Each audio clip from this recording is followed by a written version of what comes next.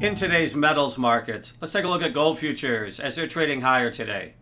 Gold futures trading higher today, reclaiming that 3,300 handle, currently priced at 3,355, which is basically the top end of the range for today. Up almost 1.75%, actually right around there, just shy of 2% today, as the markets continue to build throughout the session and pushing up towards the top end of the recent range as gold has reestablished some upside price action. Driving factors, I think the primary driver today appears to be the weakening dollar as we move through the session.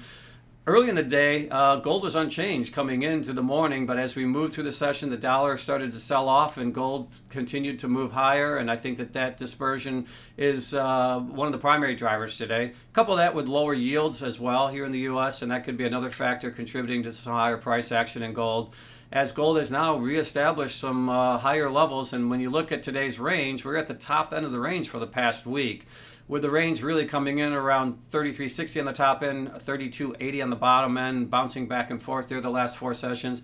But with today's levels, we're pushing back up towards the top end of that range, and now we're really not too far off those all-time highs that we did see before we established this range over the past week. So gold holding on to the top end of the range for the basically all-time highs, just off those all-time highs.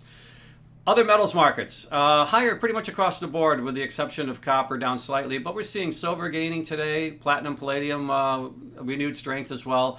So they are kind of participating in this move higher in the metals quadrant today, with copper under a little bit of pressure. But gold benefiting from some of the daily trends today, particularly weaker dollar, lower yields, and now trading back up towards the top end of the 1 week range.